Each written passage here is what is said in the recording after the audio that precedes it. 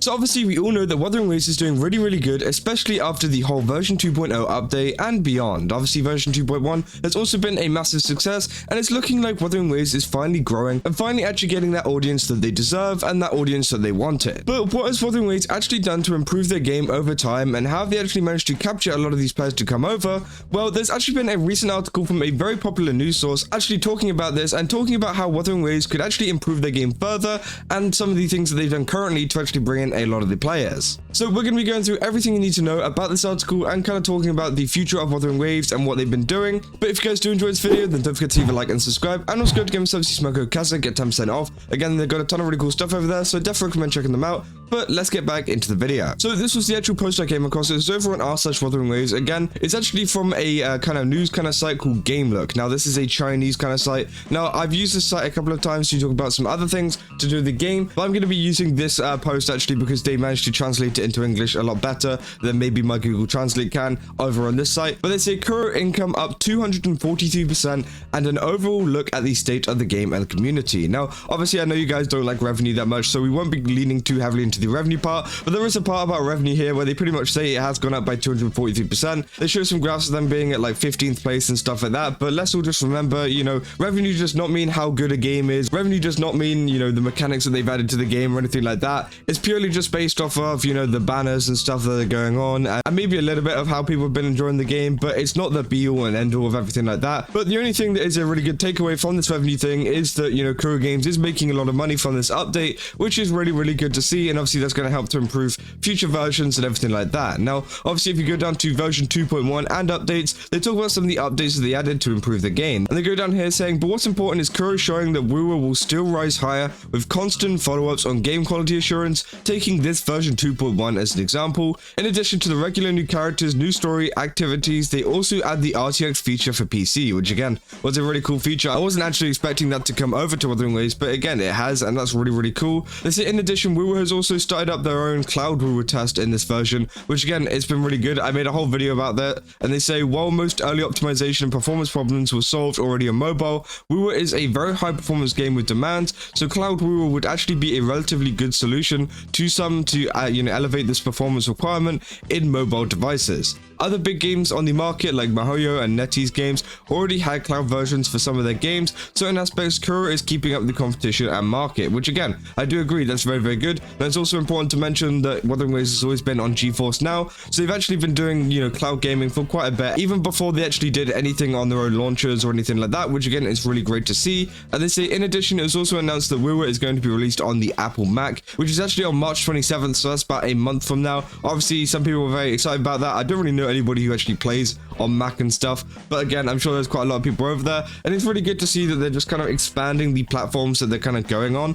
because I think that's what Wuthering Waves need to do in order to like grow, in order to get more players to come over. The more platforms you have it available on, the more chance you have of players coming over, so hopefully this Apple Mac release does actually help them out in the long run. They say regarding this, Apple already showcased that they want to invest more into the gaming market on the WWDC Global Developers Conference last year in June, where Apple showcased wuwa as one of the representative high quality games for Mac in their presentation. And yeah, you can see there they've actually included that. I've never actually heard about this. I didn't even think this was actually a thing, but they've included, you know, things like Power World, World of Warcraft, Valheim, Resident Evil 2, and of course Wuthering Waves is up there, which again is really great for them to be up there with some of these really great games. So hopefully, you know, we will see them working with Apple a little bit closer in the future as well, maybe to improve some of these stuff over on their Macs, but also maybe to improve some of the stuff over on mobile and everything like that as well. So it's difficult to say how much Apple will invest into the gaming business on their platform. It might give Kuro some short-term revenue, while another option to play for gamers is never a negative. On that note, with the launch of 2.0, Wuthering Waves actually released on PlayStation 2 and catapulted up to second place in the Japanese PSN. Now even a month later, it's still in the top 10, which could count as a successful launch, indicating a good foothold in the Japanese console market. Again, they've been doing a really good indie console market, and I'm very happy that they have been actually tearing it up whenever it comes to the PlayStation Store, because again, they've been the top of the PlayStation Store in a lot of places as well, which has been really great to see. Now obviously we keep going and say wuwa also won the PlayStation blog for the Player's Choice Award, which again was really great. I talked about that in a full video. And then they got into player reception. They say after the initial release of 1.0, the reaction to 1.1 with Jinshi and Changli as characters and Mount Furman as a new zone so soon was seen as more as trying to save the game in the player community in a negative sense, bringing forward the map and highlight characters because the game was doing badly and player retention was failing, which again I definitely do agree with. They say the production team revealed Riccioli Islands and the Underground Vault as the map in the stream, and at the end showed off a small PV revealing 4 versions 2.0 to 2.4 and 3 new characters. The reception was very good and cemented in the community that wuwa stays will improve, and most of 2.0 to 2.4 is already done in advance if they can give out roadmaps like this. It says it also gives proof to Solon Lee's word, who previously said that as long as the production team had new ideas to implement, the only thing stopping them is production capacity being insufficient, but they will do what they can, focusing on players' needs first and on the content that satisfies players. And they say gradually improving community environment. Another thing Gamelook observed is the community vibe and overall environment has drastically improved over time. Of course, this doesn't mean like insults flagging between games disappeared overnight, as that is impossible because the general gacha community environment improves, but some of the extremist players, that's how they put it there. I don't know if you call them extremist players, that's kind of crazy. They say on the other hand, wuwa community environment improvement might be attributed to being more normal players compared to the chaos of the server opening. Most official updates now discuss the game, and we will also gradually form their own second creation environment of fan content, and they pretty much go on to show off some of the art and stuff that's been going on in the community, which has actually been helping it to really improve. And obviously having art,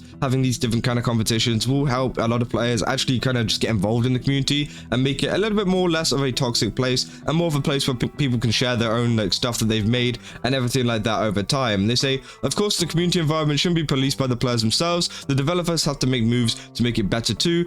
For example, recently Kuro issued a statement regarding false rumors, clarifying information and everything like that. Obviously we talked about that with the whole figure situation and someone actually lying and saying that there was a big problem with them not actually paying them or something, but again it turned out to be absolutely false and they had to actually put this out and maybe even take legal action. Obviously they dropped it due to some actions that they said they were going to do. Now obviously they say all in all it wasn't easy for wuwa to go from the initial chaos to this over time. This is also one of the good news in the increasingly big market on open world gacha games. Gamelook hopes that Kuro can show more in the subsequent operation of the game. The understanding of open world, after all, judging from the situation of a number of flagship gachas coming in the future, will be essential. The high standard and large scale investment in the open world gacha R&D has not been abandoned by publishers, and the open world gacha war is about to start in the second half of the coming years. So again, that is definitely true. Obviously there's a lot of games on the horizon that could definitely kind of push the scales a little bit and kind of cause a little bit of upset between some of the wars that we've been seeing between gacha games currently. Obviously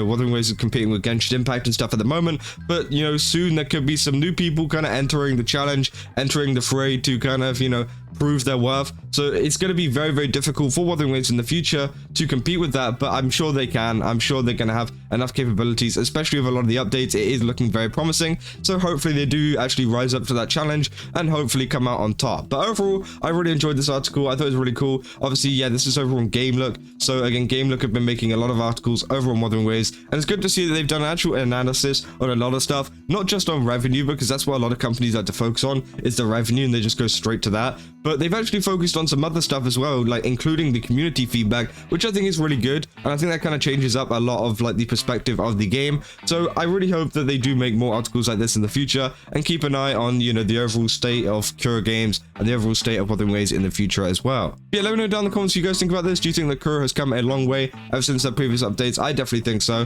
and I hope that they can release even more in the future. If you guys did enjoy this video, then don't forget to leave a like and subscribe, and also go to GameStop, use my code KEZA, get 10% off. Again, they've got a ton of really cool stuff over there, and yeah, I definitely recommend going over there, and I'll see you guys in the next one. That's all. See ya.